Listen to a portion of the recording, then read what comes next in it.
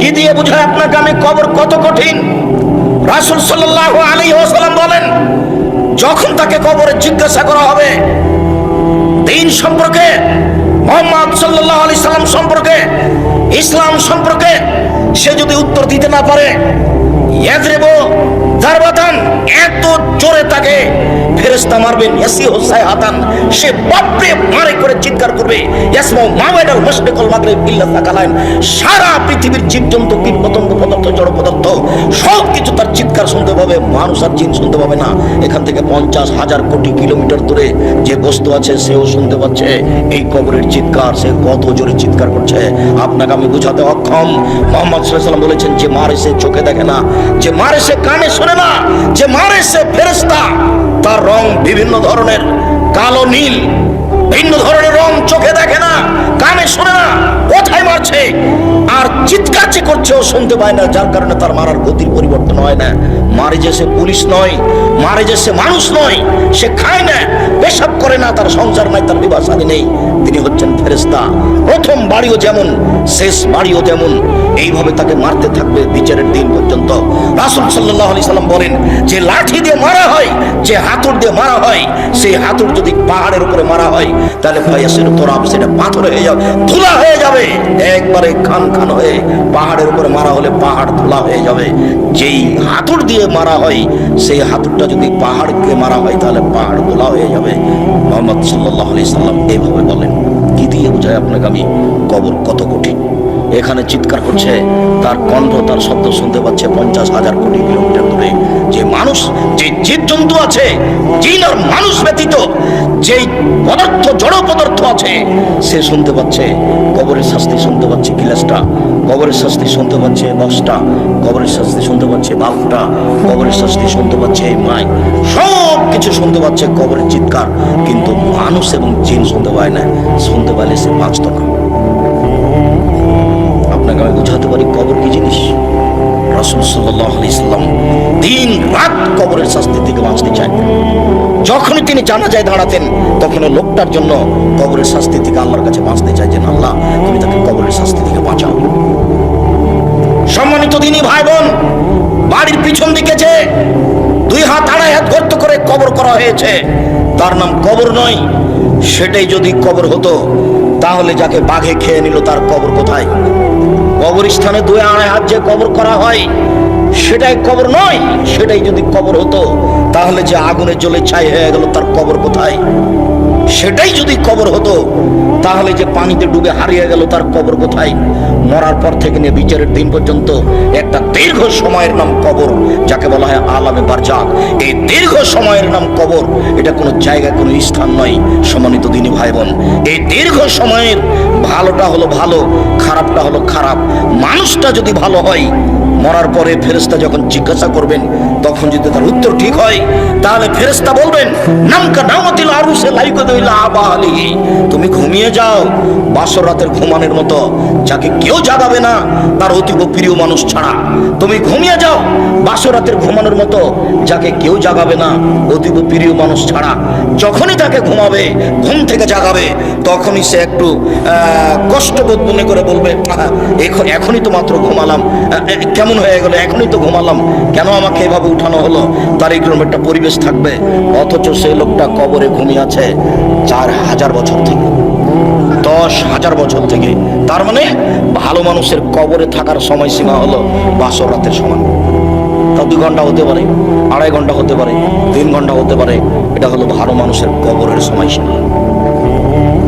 আর যারা খারাপ মানুষ, তারা তো আপনাকে আর আমি কি দিয়ে বুঝাই? কবরের শাস্তিকে স্বপ্নের মতো বলা যেতে পারে।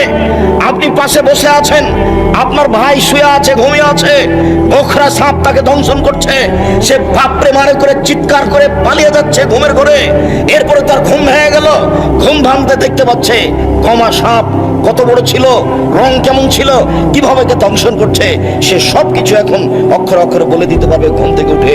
কিন্তু যে পাশে বসে আছে সে কিছুই দেখতে পায় না। বুঝাতে পারিনি কথা মনে হয়?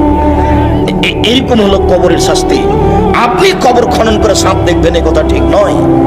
ওই যে একটা কাগজে লেখা ছিল, যে জনৈকে ইমাম সৌদি আরব থেকে ইমামতি করার পরে মসজিদ থেকে বের হয়ে একটা কবর খনন করে দেখলেন যে একটা লাশকে সাপ পেঁচিয়ে ধরে আছে।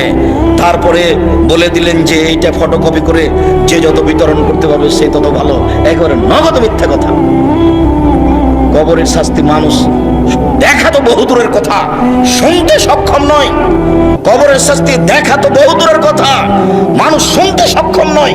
অতএব কবরের শাস্তিকে আপনার রেকর্ডিং করে বা একটা রূপক পরিকল্পনা করে সাজিয়ে মানুষকে দেখানো হারাম। এটা মানুষের পক্ষে সহজ সম্ভব নয়। কবরের শাস্তি, কবর যত কঠিন কিয়ামত তার চেয়ে অনেক বেশি কঠিন। কিয়ামত যত কঠিন জাহান্নাম তার চেয়ে অনেক অনেক অনেক বেশি কঠিন। কি দিয়ে বুঝায় আপনাকে আমি জাহান্নাম কত কঠিন, কিয়ামত। লাকে ইব্রাহিম আবাহু আজার, বিচারের মাঠে ইব্রাহিম আলাইহিস সালাম তার পিতা আজরের সাথে সাক্ষাৎ করবেন। আজরের সাথে সাক্ষাৎ করে বলবেন, আলাম আকুল্লাহ আল্লাহ তাসিনী, আব্বা আপনাকে আমি বলিনি যে আপনি আমার নাফরমানি করিয়েন না? কতবার বলেছিলাম আব্বা আপনি আমার নাফরমানি করিয়েন না, আপনি আমার কথা শোনেন, আপনি আমার কথা শোনেন। তখন তার পিতা আজর বিচারের মাঠে বলবে, আলিয়ামুল আসিকা, বেটা আজকে তোমার নাফরমানি করব না, যা বলবে সেটা আমি মানব। তখন ইব্রাহিম আলাইহিস সালাম বলবেন, প্রতিপালক আমার পিতা আজকে জাহান্নামে যাবে আর আমি জান্নাতে যাব, এর চেয়ে বড় অপমান কি হতে পারে? আইয়ো খিজি রাজদা মিন আবিলাবা, আজকে আমার পিতা জাহান্নামে যাবে আর আমি জান্নাতে যাব, এর চেয়ে বড় অপমান কি হতে পারে? আমি ইব্রাহিম এটাকে সবচেয়ে বড় অপমান মনে করছি। তখন আল্লাহ তাআলা বলবেন, ইব্রাহিম শুনে রেখো, তোমার পিতা আমার নবীকে মানেনি, তোমার পিতা আমার নবী ইব্রাহিমকে মানেনি। অতএব আজকে তোমার কথা রক্ষা হবে না। তোমার পিতার চেহারা আকৃতি পরিবর্তন করে দেওয়া হলো, সাপের আকৃতি করে দেওয়া হলো। ইব্রাহিম আলাইহিস সালাম সে তার নিজের পিতাকে হাদিয়ে ধরে জাহান্নামে নিক্ষেপ করবেন। যদিও অপরিচিত শব্দ ব্যবহার করা হয়েছে যে তার পিতাকে সাপে পরিণত করা হবে, তারপর তার পা ধরে, সাপের পা ধরে জাহান্নামে নিক্ষেপ করা হবে। বাস্তবত ইব্রাহিম আলাইহিস সালাম নিজেই করবেন। যখন তার পিতার আকৃতি পরিবর্তন হয়ে যাবে তখন তিনি নিজে ধরে তাকে জাহান্নামে নিক্ষেপ করবেন। বিচারের মাঠে আল্লাহ তাআলা বলবেন, এই বাচ্চা, ওই ছেলেটা ওভাবে হাঁটছে কেন? আরো মানুষ তার দিকে দেখলে তো আমার কথা বুঝতে পারবে না। দয়া করে কোনো কাজ দেখায়েন না, কিছুক্ষণ অপেক্ষা করেন। আমি আব্দুল্লাহ বিন ফজল নই যে ভোর পর্যন্ত বক্তব্য দেবো। আমি অত কোরআন হাদিস জানি না, সারা রাত বক্তব্য করি না। আপনি দয়া করে নিজের কোনো কাজ দেখাবেন না। আমি আপনার জন্য এসেছি কষ্ট করে। মহিলা মানুষ, আপনাকে বলছি, ঢং ঢং করে এসেছেন, ঢং ঢং করে গল্প করতে করতে যায়েন না। আপনার একটা লজ্জাবোধ থাকা দরকার, আপনার একটা ইতস্তবোধ থাকা দরকার, একটা আপনার হায়াবোধ থাকা দরকার। আপনি মহিলা মানুষ, আপনার একটু শরম হয় না কেন? আপনার একটু হায়া হয় না কেন? এত গল্প করেন কেন? ঢং ঢং করে গল্প করতে করতে আসলেন, আবার চলে যাচ্ছেন। আপনি বুঝতে পারেন না যে আমি মহিলা মানুষ? আমার একটা লজ্জার ব্যাপার আছে, আমার একটা শরমের ব্যাপার আছে। জাহান্নাম মহিলা দিয়ে ভরা, দিন রাত সঞ্চন হুঁশ হয় না। জাহান্নাম বলতে নারীকে বুঝায়, জাহান্নাম বলতে নারীকে বুঝায়। এ কথা আমরা তো বলিনি, এ কথা মুহাম্মদ সাল্লাল্লাহু আলাইহি ওয়াসাল্লাম বলছেন। আল্লাহ রাসূল বলছেন, আমি জাহান্নামের দিকে তাকিয়ে দেখলাম অধিকাংশই নারী। আবু হুরায়রা রাদিয়াল্লাহু আনহু, ছেলে তুমি এভাবে সাড়া দিবা না কথায়, চুপচাপ বসে থাকো, তুমি লজ্জাবোধ করো। তোমার মাই তো এখানে বসে আছে ছোট ব্লাউজ পরে, তোমার শরম হয় না? তোমার ইতস্তবোধ হয় না? তুমি বলে দিও তোমার মা যেন এরকম ছোট ব্লাউজ পরে আর দিন না কাটায়, সময় না কাটায়। তোমারও তো ইতস্তবোধ হওয়া দরকার। তোমার বাপ এখন দাড়ি চেঁচে এখানে বসে আছে, ঢং দেখাচ্ছ, ধর্মকে পাগল পেয়েছো বাপ বেটা।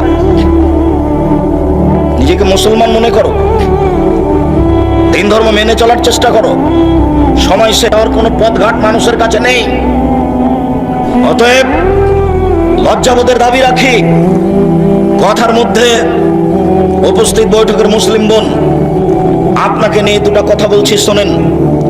আবু হুরায়রা রাদিয়াল্লাহু তাআলা আনহু বলেন, রাসূল সাল্লাল্লাহু আলাইহি সাল্লাম বলেছেন, সিনফান মিন আহলিন নার লা নারাহুমা, দুই শ্রেণীর মানুষ জাহান্নামে যাবে আমি তাদের দেখিনি। দুই শ্রেণীর মানুষ জাহান্নামে যাবে আমি তাদের দেখিনি। কওমুন মাহুম সায়াতুন, এক শ্রেণীর মানুষ তাদের হাতে থাকবে লাঠি, কাদনাবিল বাকার, গাভীর লেজের মতো, একদিক মোটা একদিক চিকন, তাদের হাতে লাঠি থাকবে। ইয়াদরুবু বিহান নাস, তা দিয়ে তারা মানুষকে মারবে। প্রশাসনের হাতে এরকম লাঠি থাকে, যারা কলেজ বিশ্ববিদ্যালয়ে পড়ে ধর্মের শিক্ষার নামে ঢং করে বেড়ায়, তাদের হাতে এরকম লাঠি থাকে। যারা দলীয় দাপট দেখায়, দাঙ্গাবাজি করে, ক্ষমতা দেখায়, জোর করে জমি দখল করে, জোর করে এলাকা দখল করে, মানুষের মান সম্মানের হানি করে, মানুষকে জোর করে অপমান করে জেল হাজতে দেয়, এদের হাতে এরকম লাঠি থাকে। এরা যেন মনে করে জাহান্নাম আমার জন্য অপেক্ষা করছে। জুলুম করে, দাঙ্গাবাজি করে, ক্ষমতা দেখিয়ে, তারপর দেখিয়ে বেশি দিন টিকা যায় না। ফেরাউন ডুবে গেছে, অতএব আপনার জন্য জাহান্নাম অপেক্ষা করছে। আপনি থামুন। আপনাকে আমি অনুরোধ করেছি, ক্ষমতা দেখিয়ে, দাঙ্গাবাজি দেখিয়ে, জুলুমবাজি করে, মানুষের প্রতি অন্যায় অবিচার করে, ক্ষমতা দেখিয়ে, মানুষকে জেল হাজতে দিয়ে, মানুষকে অপমান করে 1 মিনিট বাঁচার চেষ্টা করিয়েন না। নরম হয়ে থাকেন, খুব নরম হয়ে থাকেন। মাটির মানুষ, মাটির মতো হয়ে থাকেন, ফলাফল ভালো হবে। সময় অল্প। কালকে ছিল 40 বছর, আজকে দেখছেন 60। কালকে ছিল 60 বছর, আজকে দেখলেন 80। তার মানে বেশি সময় নেই, অল্প সময়। আদম সন্তানকে, অন্তত মুহাম্মদ সাল্লাল্লাহু আলাইহি ওয়াসাল্লামের উম্মতকে বেশি সময় দেওয়া হয়নি। অল্প সময় বাঁচতে এসে মানুষের ক্ষতি করে বাঁচার চেষ্টা করিয়েন না, মানুষকে অপমান করে বাঁচার চেষ্টা করিয়েন না। এর ফলাফল ভালো নয়। রাসূল সাল্লাল্লাহু আলাইহি ওয়াসাল্লাম বলছেন, কেউ যদি কারো মান সম্মানের হানি করে, তাহলে সেই দিন আসার আগে যেন হাত ধরে সমাধা করে নেয়, যেদিন কোনো টাকা পয়সা থাকবে না। যেহেতু বিচারের মাঠে হাত ধরে ক্ষমাও হবে না, যেহেতু বিচারের মাঠে টাকা পয়সা দিয়ে বাঁচাও যাবে না, সেই দিন তখন নেকি দিয়ে বাঁচতে হবে। আমি একটা লোককে অপমান করেছিলাম, আমি এখন বাঁচবো কি দিয়ে? আমার নেকি দিয়ে। আমার নেকি দিতে দিতে যখন শেষ হয়ে যাবে, তখন আমি যাব জাহান্নামে, ও যাবে জান্নাতে। এটা হলো বিচারের মাঠে বিচারের পদ্ধতি। ওখানে টাকা পয়সা দিয়ে বিচার হবে না, ওখানে ক্ষমতা দিয়ে বিচার হবে না, ওখানে বিচার হবে নগদ নেকি দিয়ে। জালেমকে তার নেকি বুঝিয়ে দিয়ে তাকে জাহান্নামে যেতে হবে। এটাই হলো বিচার।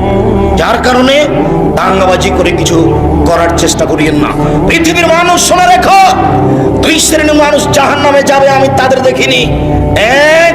এক শ্রেণীর মানুষের হাতে থাকবে লাঠি গাভীর লেজের মতো, একদিক মোটা একদিক চিকন, তারা মানুষকে এই লাঠি দিয়ে মারবে, ওরা জাহান্নামে যাবে। 2 নিসাউন, মহিলা, গাছে এতন কাপড় পরে থাকবে, আর এতন উলঙ্গ। তোমার মা ছোটবেলা করে এখন বসে আছে, বলো এটা কি? যার হাত দেখা যায়, পেট দেখা যায়। আমি শাড়ি হারাম পোশাক বলিনি, শাড়ি পরা যায়। আমি বলেছি ভালো হবে সালোয়ার কামিজ বেশি চাদর পরেন। শাড়ি যদি পরেন তাহলে 2 ছাড়ের ব্লাউজ পরতে হবে, যার হাত হবে কবজি পর্যন্ত, নিচের দিক কোমরের নিচে চলে যাবে। 1.5 গজ কাপড়ের ব্লাউজ করতে হবে। আর শাড়ি পরলে পা মোজা পরতে হবে। বাইরে বের হলে শাড়ি পরে পা মোজা না পরে যদি অটোতে উঠে, তাহলে হাঁটু পর্যন্ত পা খুলে যাবে। এই পোশাক পরে তোমার মা বাইরে যেতে পারে না। আর এটা হচ্ছে পল্লী অঞ্চল, সারা গ্রামের সবাই নাকি চাচা, সবাই নাকি ভাই, সবাই নাকি বাপ, সবাই সবার সাথে কথা বলছেন নির্দ্বিধায়। বাবা মনে করছেন যে আপনি এরকম করছেন যার জন্য পৃথিবীর সবাই করছে, এরকম কথা ঠিক নয়। আপনি বগুড়া জামিলে যান, 1 শ্রেণীর মানুষ আছে, 1 শ্রেণীর পরিবার আছে, ওদের পরিবারের ওদের মহিলাদের কাপড় পুরুষ দেখে না। যদি পুরুষ দেখে নেয় তাহলে সেই কাপড় তারা আর পরবে না, তাকে আগুন দিয়ে জ্বালিয়ে দেবে। আপনার স্ত্রী আপনার মেয়ে নগ্ন হয়ে চলছে, যার কারণে আপনি বলছেন পৃথিবীতে সবাই এরকম। ওদের সব সময় পোশাক পুরুষ দেখে না, ওরা বাড়ির বাইরে বের হলে শুধু বোরকা দেখতে পাবে, অন্য কিছু নয়। অথচ তারা বেঁচে আছে, আজও পৃথিবীতে বেঁচে আছে, তাদের দিন চলে। সম্মানিত দিনী বোন শুনুন, আপনাকেই বলছি, আপনার রাস্তাতে হাঁটা দেখলে লজ্জা হয়, আপনার চলাফেরা দেখলে খারাপ লাগে, লজ্জা হয়। মনে হয় যেন আপনার স্বামী নেই, মনে হয় যেন আপনার বাপ নেই, আপনি যেন পিতাহীন মানুষ, আপনি যেন স্বামীহীন মানুষ। স্বামী থাকলে আপনার এরকম অবস্থা কেন? আত্মমর্যাদা থাকবে স্বামী থাকলে। আপনার একটা আত্মমর্যাদা আছে, স্বামীর একটা আত্মমর্যাদা আছে। স্বামীর আত্মমর্যাদা খেয়াল করলে তো আপনি এমনটা করতে পারেন না। স্বামীর একটা আত্মমর্যাদা খেয়াল করা দরকার। আসমা রাদিয়াল্লাহু তাআলা আনহা বলেন, আবু বকর সিদ্দিকের মেয়ে আসমা রাদিয়াল্লাহু তাআলা আনহা বলেন যে আমি মাঠে থেকে খেজুরের আটি বোঝা মাথায় করে নিয়ে আসছিলাম। রাস্তায় রাসূল সাল্লাল্লাহু আলাইহি ওয়াসাল্লামের সাথে দেখা হয়ে গেল। আল্লাহ রাসূল আমাকে বললেন, আসমা তুমি উটের উপরে চলে আসো, উটের উপরে উঠো। তখন আমি লজ্জা করলাম। আমার স্বামী জুবাইরের আত্মমর্যাদাকে আমি খেয়াল করলাম, না না না না না, আমি যদি রাসূলের উটের পিছনে উঠি তাহলে জুবাইর এটা খারাপ মনে করবে। জুবাইরের একটা আত্মমর্যাদা আছে, তার একটা দাম আছে। আমি এই হিসাব করে আর রাসূলের উটের পিছন দিকে উঠলাম না। আমি বাড়িতে এসে বললাম, জুবাইর শোনেন, আমার স্বামীকে বললাম এই ঘটনা, আপনার আত্মমর্যাদাকে হিসাব করে মহিলা মানুষ মাঠে থেকে বোঝা মাথায় করে নিয়ে চলে আসো, এটা আমাকে খারাপ লাগে। হাদিস বুখারী মুসলিম, তার নাম আত্মমর্যাদা। এই ছেলে, তোমার বাপের একটা আত্মমর্যাদা থাকলে তোমার মা এভাবে বসে থাকতে পারে? তোমার বাপ একটা কাপুরুষ, তোমার বাপ একটা কাপুরুষ, তোমার বাপ একটা কাপুরুষ, মনে কিছু নিও না। তোমার বাপের ব্যক্তিত্ব থাকলে, তোমার বাপের মর্যাদা থাকলে, তোমার বাপের আত্মমর্যাদা থাকলে তোমার মা এভাবে চলতে পারতো না। এটা অসম্ভব হতে পারে না। তোমার বাপ নিজেকে পশু প্রাণীর মতো মনে করে। বুঝে না ওরা অন্তর আছে, বুঝে না। দেখে না ওরা চক্ষু আছে, দেখে না। শোনে না ওরা কান আছে, শোনে না। উলাইকা কাল আনাম, তারা পশু প্রাণীর মতো, তারা গরু ছাগলের মতো, তারা কুকুর সিরগালের মতো, বালহুমাদাল, বরং তার চেয়ে খারাপ। তোমার পিতা পশু প্রাণীর মতো নিজেকে মনে করে। ব্যক্তিত্ব থাকলে এইভাবে স্ত্রী ঘুরতে পারে? যেভাবে চোখ ঘুরে বউ সেভাবে ঘুরে, চোখ যেভাবে ঘুরে বউ সেভাবে চলে। তার নাম ক্ষমতা, তার নাম ব্যক্তিত্ব, তার নাম আত্মমর্যাদা। রাসূল সাল্লাল্লাহু আলাইহি সাল্লাম বলেন, নিসাউন, মহিলা কাসিয়াতুন, কাপড় পরে থাকে, আর এতুন, উলঙ্গ। তোমার মার পোশাককে আল্লাহ নবী উলঙ্গ বলেছেন, আর তোমার বোনের পোশাককে আল্লাহ রাসূল উলঙ্গ বলেছেন। হ্যাঁ ছেলে, এই হাদিসের বিকল্প কি তরজমা হতে পারে তুমি বিবেচনা করো। আমি এই কথা বলিনি, এই কথা মুহাম্মদ সাল্লাল্লাহু আলাইহি সাল্লাম বলেছেন। নিজেকে পশু প্রাণী মনে করো না, নিজেকে গরু ছাগল মনে করো না, নিজেকে মানুষ মনে করিও। পশু প্রাণীর বিচার হবে না, গরু ছাগলের বিচার হবে না, কুকুর শ্রীগালের বিচার হবে না, বিচার মানুষের হবে, বিচার জিনের হবে। এরাই বুঝে, এদের বোধ শক্তি আছে, এদের বোধোদয় আছে, এদের বোধগম্য আছে, এদের হিতাহিত জ্ঞান আছে। এরাই ভালো হতে পারে। যেহেতু ভালো হচ্ছে না, কাজে এরা পশু প্রাণীর মতো, এরা গরু ছাগলের মতো, এরা কুকুর শ্রীগালের মতো। তবে আল্লাহ তাদেরকে কুকুর শ্রীগাল বলেননি। পরিবর্তন হতে পারে। আজকেই পরিবর্তন হতে হবে তোমাকে, আজকেই পরিবর্তন হতে হবে তোমার মাকে, আজকেই পরিবর্তন হতে হবে তোমার বোনকে। সিদ্ধান্ত পরিবর্তন করুন, আপনি আমার দিনী বোন। রাসূল সাল্লাল্লাহু আলাইহি সাল্লাম বলেন, মাইলাতুন, এরা পুরুষকে নিজের দিকে আকৃষ্ট করে। মুমিলাতুন, তারা পুরুষকে নিজের দিকে আকৃষ্ট করে। মাইলাতুন, এরা নিজেরা আকৃষ্ট হয় পুরুষের দিকে। এরা বাড়িতে যখন থাকে তখন ভালোই থাকে, যখন বাড়ি থেকে বের হয় রাস্তায় চলে তখন কেন জানি কেমন কেমন করে, আনছান আনছান করে। একবার ডান দিকে যায়, একবার বাম দিকে যায়, একবার হাত নাড়ে, একবার চোল নাড়ে, কেন জানি কেমন কেমন করে। তার মানে এরা পুরুষের দিকে আকৃষ্ট হয়েছে। লাইফ খোলা জান্নাত, এরা জান্নাতে যাবে না। জান্নাতে তো যাবে না, যাবে না। ওয়ালা ইয়াজিদুনা রিহাহা, এরা জান্নাতের গন্ধ পাবে না। ফাইনা রিহাহা লা তুজাদু মিন মাসিরাতি কাযা ওয়া কাযা, যে জান্নাতের গন্ধ 1 বছরের দূরত্ব পথ থেকে পাওয়া যায়, এটা জান্নাত। এখানে একটা দ্রুতগামী ঘোড়া দৌড়াতে আরম্ভ করে 1 বছর দৌড়াই, এই যত পথ যাবে ওই পথের মাথায় কেউ যদি দাঁড়ায় তাহলে জান্নাতের গন্ধ পাবে। এই মহিলারা জান্নাতের গন্ধ পাবে না। সম্মানিত দিনী বোন, আপনাকে আমরা আর একটা কথা বলে আমাদের আলোচনার দিকে আগিয়ে যাচ্ছি। রাসূল সাল্লাল্লাহু আলাইহি সাল্লাম বলেন, 3 শ্রেণীর মানুষ জান্নাতে যাবে না। সালাসাতুন লা তাদখুলুল জান্নাতা আবাদা, 3 শ্রেণীর মানুষ কখনো তারা জান্নাতে যাবে না। 1, মদমিনুল খামর, যারা নিয়মিত বিড়ি, তামাক, জর্দা, সিগারেট, গুল, নেশাদার দ্রব্য খায়, পান করে, তারা জান্নাতে যাবে না। এমন ভাবে আজ থেকে আপনি বিড়ি সিগারেট ছেড়ে দিবেন, দোকানদার যেন একেবারে যা কিনেছিল সেটা যেন মালিককে ফেরত দিয়ে আসে বা ফেলে দেয়, আগুন দিয়ে জ্বালিয়ে দেয়।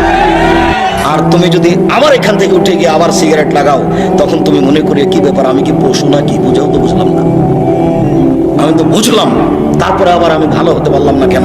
তাহলে কি আজ আমি পশুর মতো হয়ে গেছি? ফকির ভিক্ষা চাইলে বলেন মাফ কর, আর ওই টাকা দিয়ে বিড়ি সিগারেট কিনে দিন রাত খান, শরম হয় না কেন? রাসূল সাল্লাল্লাহু আলাইহি সাল্লামকে জিজ্ঞাসা করা হয়েছিল, আল্লাহর নবী, আইউল আমাল আফজাল, পৃথিবীতে কর্ম হিসাব সবচেয়ে উত্তম কোনটা? মানুষ যে সব কাজ করে তার সবচেয়ে ভালো কাজ কোনটা? তখন আল্লাহ রাসূল উত্তরে বললেন, তুতে মুত্তাম ওয়া তাকরাউ সালাম আলা মান আরাফতা ওয়া মান লাম তারিফ, তুমি দুস্থ গরীব ফকির মিসকিনকে খেতে দেবা, এটাই তোমার জীবনে সবচেয়ে ভালো কাজ। ওই যাকে চিনো তাকেও সালাম দিবা, যাকে চিনো না তাকেও সালাম দিবা। দেখে সালাম দিতে হবে এই কথা নয়, মৌলানা সাহেবকে সালাম দিতে হবে এই কথা নয়, যাকে চিনেন তাকেও সালাম দিবেন, যাকে চিনবেন না তাকেও সালাম দিবেন। মিশরে কয়েকদিন ছিলাম, তো একটা জিনিস দেখেছিলাম, মিশরের মাটিতে সবাই কোরআন মাজিদ পড়তে পারে, ভ্যান চালক, রিক্সা চালক, অফিসার, মন্ত্রী, এমপি সবাই কোরআন মাজিদ পড়তে পারে, সবাই সবাইকে সালাম দেয়। মন্ত্রী ও রিক্সাওয়ালাকে সালাম দিচ্ছে, সবাই সবাইকে সালাম দেয়। যদি একটা খারাপ বৈশিষ্ট্য আছে, প্রায় সবাই দাড়ি চাঁচে, তবে সবাই সবাইকে সালাম দেয়। চিনে সালাম দিবেন না। আর 10 জায়গাতে সালাম দেওয়া নিষেধ, এই কথাটাও মিথ্যা। তার মধ্যে এক জায়গা হচ্ছে যখন খাচ্ছে তখন সালাম দিতে হবে না, এই কথাটা মিথ্যা। আপনারা খাচ্ছেন এই জন্য সালাম দিচ্ছি না, মনে কিছু নিয়েন না। এতগুলি বাক্য চললো আর আসসালামু আলাইকুম চলবে না? কেমন ধর্ম? বলছে আব্দুর রাজাক সাহেব আপনি তো খাচ্ছেন সেজন্য সালাম দিলাম না। তা এগুলো তো চলছে কথা, সালামটাই চলে না। ফেকার বইয়ে লেখা আছে 14 জায়গাতে সালাম দেওয়া নিষেধ, তার মধ্যে এটাও আছে।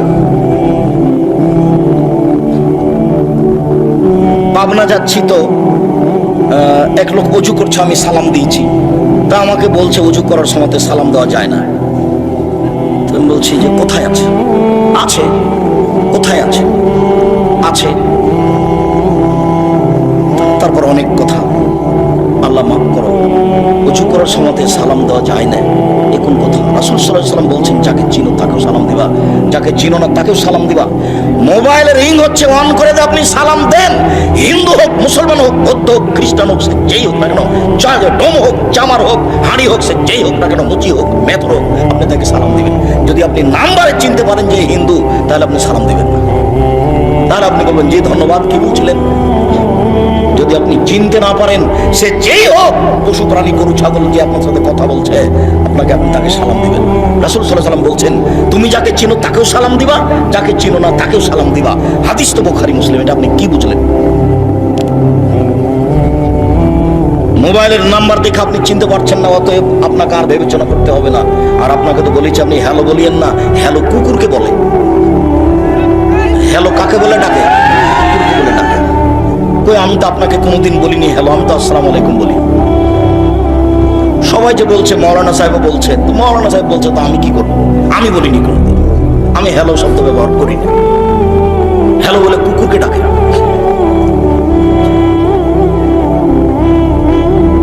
আপনি যদি অন করেন তাহলে এটাতেই করবেন। বলছিলাম সম্মানিত দিনী ভাই বোন, সবচেয়ে উত্তম ভালো কাজ রাসূল সাল্লাল্লাহু আলাইহি ওয়াসাল্লাম বললেন ফকির মিসকিনকে খেতে দেওয়া। বিড়ি সিগারেট খেয়ে টাকাটা নষ্ট করলেন, আর ফকিরকে 10টা টাকা দেওয়ার জন্য আপনি ভারী মনে করলেন, বললেন যে মাফ করো, তা করবেন কেন? আমি তো জানি না আপনি জামিয়া সালাফিয়াতে টাকা পয়সা পাঠান কিনা। যদি আমি বলেছি যে আপনার টাকা ছাড়াও জামিয়া সালাফিয়া করবে, কিন্তু আপনি তো নেয়ামতপুর থানার মানুষ, আপনি আমার কাছের মানুষ, আপনি আমার দিনী ভাই, আপনি আপনার দিনী বোন, আমি জানি না আপনার টাকা পয়সা জামিয়া সালাফিয়াতে খরচ হয় কিনা। মাসে 26 লক্ষ বেতন লাগে, তা আপনার কয়টা টাকা আছে এখানে? আমি বলেছি আপনার টাকা না হলে জামিয়া সালাফে গড়বে ইনশাআল্লাহ। তবে আমি কথা বলেছি যে আপনার টাকা ছাড়া হয়ে যাক, এটা আমি চাইনি। পতিতালয়ের মহিলা যদি কুকুরকে পানি পান করে জান্নাত পেতে পারে, পতিতালয়ের মহিলা যদি কুকুরকে পানি পান করে জান্নাত পেতে পারে, তাহলে জামিয়া সালাফে 10টা টাকা দান করে জান্নাত হবে ইনশাআল্লাহ। আপনাকে আমি জামিয়া সালাফের মুখপত্র পত্রিকা মাসিক আল ইতিসাম পত্রিকা পড়তে বলেছি। 10 জন মুফতি আছে, একাধিক জন লোক আছে, কর্মচারী আছে, লক্ষ লক্ষ টাকা তার পিছনে খরচ হয়, আর আপনি 20, 25, 30 টাকা খরচ করেন না। কৃপণতা আমাকে দেখিয়ে আপনি মনে করিয়েন না যে আব্দুর রাজাক সাহেবকে ঠগিয়ে দিয়েছে, এটা আপনি মনে করিয়েন না। আমি জীবন বাজি রেখে প্রাণপণে চেষ্টা চালিয়ে যাচ্ছি সঠিক ধর্ম জাতির সামনে পেশ করা, মুখে কলমে মিডিয়ায়। আপনি মূল্যায়ন না করলে আমার কিছু করার নেই। আপনাকে আমি বলেছি কোরআন মাজিদের গায়ে ভাবে লেখা আছে।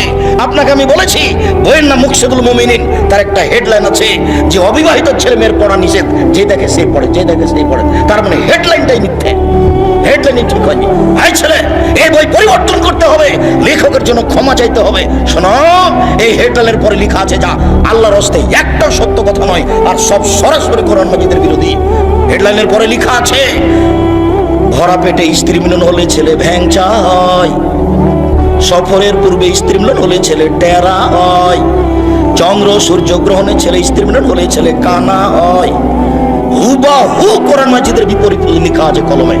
যার জন্য কলমের দাম আছে, মাসকাল ইতেশাম পত্রিকাকে আপনাকে মূল্যায়ন করতে হবে। বলছিলাম, যখন ইব্রাহিম আলাইহিস সালামের সাক্ষাৎ হয়ে গেল বাপের সাথে, আজরের সাথে, ইব্রাহিম আলাইহিস সালাম বলেন, আব্বা, আপনাকে আমি বলেছিলাম আপনি আমার নাফরমানি করিয়েন না। তখন তার বাপ বলবে, বেটা, আজ তুমি যা বলবে তাই মেনে নিব। তখন ইব্রাহিম আলাইহিস সালাম বলবেন, আজ আমি জান্নাতে যাব, আমার বাপ জাহান্নামে যাবে, এর চেয়ে বড় অপমান কি হতে পারে? তখন আল্লাহ উত্তরে বলবেন, ইব্রাহিম শুনুন, আপনার পিতা আমার নবী ইব্রাহিমকে মানেনি, অতএব তার জাহান্নাম হবে, এটাই ঠিক। বাপ যদি ভুল পথে থাকে, বেটা বিচারের মাঠে তাকে রক্ষা করতে পারবে না। কিয়ামতের মাঠ বড় কঠিন, যেখানে ইব্রাহিম আলাইহিস সালাম কোনো কাজে আসবেন না। কিয়ামত যত কঠিন, জাহান্নাম তার চেয়ে অনেক অনেক অনেক বেশি কঠিন। কি দিয়ে বুঝায় আপনাকে আমি জাহান্নাম কত কঠিন? মহান আল্লাহ বলেন, ফাম্মা মান সাকালাত মাওয়াজিনুহু, বিচারের মাঠে, ফাম্মা মান খাফফাত মাওয়াজিনুহু, বিচারের মাঠে যার নেকির পাল্লা হালকা হয়ে যাবে, তার থাকার জায়গা হবে অতীব গহ্বর হাবিয়া। মুহাম্মদ সাল্লাল্লাহু আলাইহি ওয়াসাল্লাম, আপনি বলতে পারেন হাবিয়া কি জিনিস? হাবিয়া নামক জাহান্নামের পরিচয় আপনার জানা আছে? আল্লাহ বলবেন, আমি বলি, নারুন হামিয়া, তা হচ্ছে জ্বলন্ত উত্তপ্ত আগুন। জাহান্নাম বলতে উত্তপ্ত আগুনকে বলা হয়। মহান আল্লাহ বলেন, কালা লা ইউমবাদান্না ফিল হুতামা ওয়া মা আদরাকা মাল হুতামা, অবশ্যই তাকে চূর্ণ বিচূর্ণকারী হুতামা নামক জাহান্নামে নিক্ষেপ করা হবে। মুহাম্মদ সাল্লাল্লাহু আলাইহি ওয়াসাল্লাম, আপনি কি বলতে পারেন চূর্ণ বিচূর্ণকারী হুতামা নামক জাহান্নাম কি? এই বাচ্চা, বসো, একটু ধৈর্যের পরিচয় দিবেন। ধৈর্যকে ঘোড়ার ডিম মনে করিয়েন না। ধৈর্য একটা শব্দ নয়, ধৈর্য একটা বাস্তবায়নের কিছু। ধৈর্য শব্দ নয়, ধৈর্য হচ্ছে বাস্তবায়নের কিছু। অতএব কথাকে মূল্যায়ন করবেন। আল্লাহ তাআলা বললেন, আমি বলি, চূর্ণ বিচূর্ণকারী হুতামা নামক জাহান্নামটি কি? নারুল্লাহিল মুকাদ্দা, তা হচ্ছে জ্বলন্ত উত্তপ্ত আগুন। আল্লাহ তাআলা জাহান্নামের পরিচয় দিচ্ছেন। জাহান্নাম বলতে জ্বলন্ত আগুনকে বলা হয়। মহান আল্লাহ বলেন, সাউসলিহে সাকার, অচিরে আমি তাকে সাকার নামক জাহান্নামে নিক্ষেপ করব। ওমা আদরাকা মা সাকার, মুহাম্মদ সাল্লাল্লাহু আলাইহি ওয়াসাল্লাম বলতে পারেন সাকার নামক জাহান্নামটি কি?